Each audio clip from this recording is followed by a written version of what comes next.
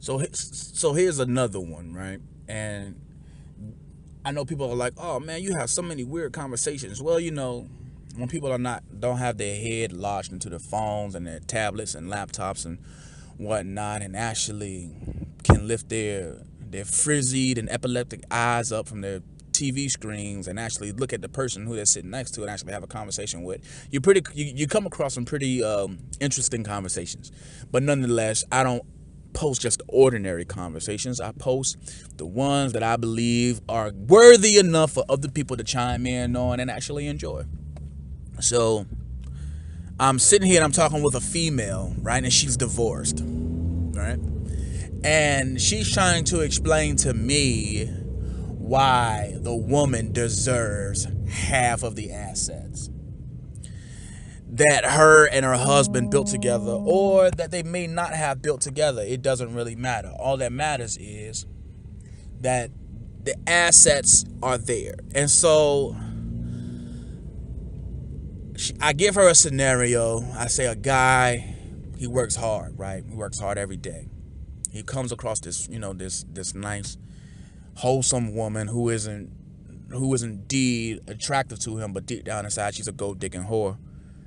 And he decides to ask her out on a date. They go out more than one date. Next thing you know, they get engaged, and finally they get married. They spend 10 years together in marital bliss, where he loses all of his manhood and his balls recede up into his pelvis, and he just becomes, yes, dear, okay. And lo and behold, she gets fed up with him, and she's no longer interested in him, right? Not going to say that she did anything with another man, or they just decide that it's not working and they're going to go their separate ways. So in the midst of the divorce, they both hire attorneys, right? And this is how it goes down, maybe 95% of the time or 3/4 of the time, where the woman is automatically assuming that she's entitled to half.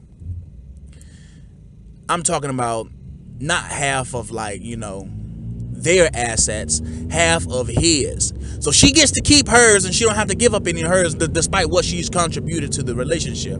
She gets half of his while her stuff remains off the table.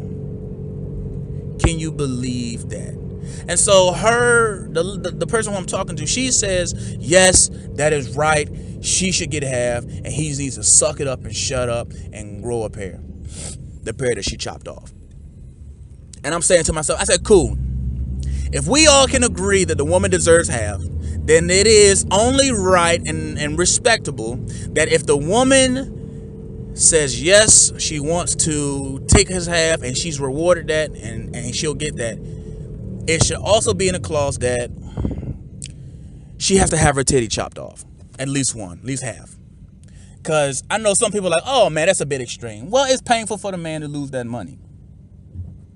It's painful for the man to lose that money, to lose everything that he worked hard for, only to come home to the house that he currently pays for and see his wife huffing and puffing with some guy who didn't put any work in to build their relationship, to build their life that she so eloquently deserves.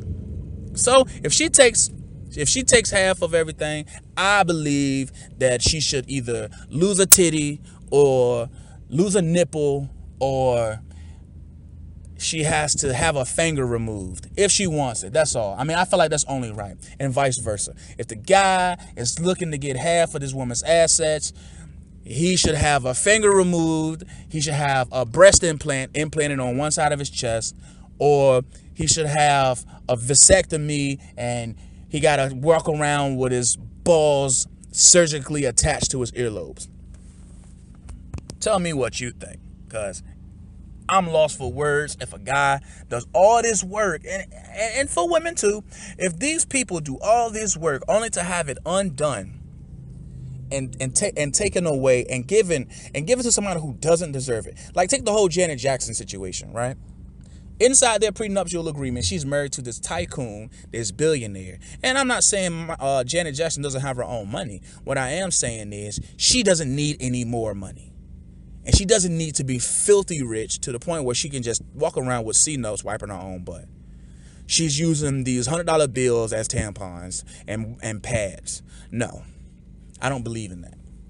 And so in that prenuptial agreement, if they were to stay married for 5 years, the prenup would be null and void.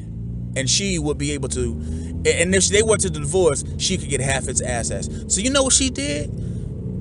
Excuse me. She put on her whore boots, her whore camouflage Teflon vest, and went to war. For 5 years, she was the household wife.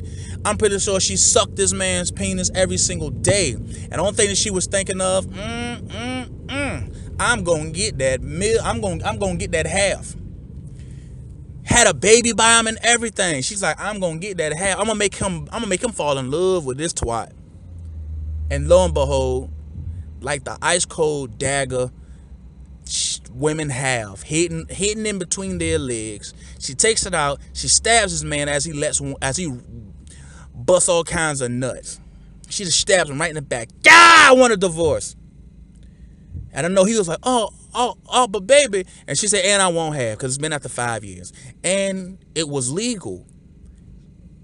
And the whole time another thing was, she decides to wait to get a divorce right after. Not even 10, 12 years later. She decides to get divorced in the 5th year outside of the contract, in the prenuptial contract, and she is awarded half. If that isn't textbook definition of a hoe and a gold digger, then I don't know what is.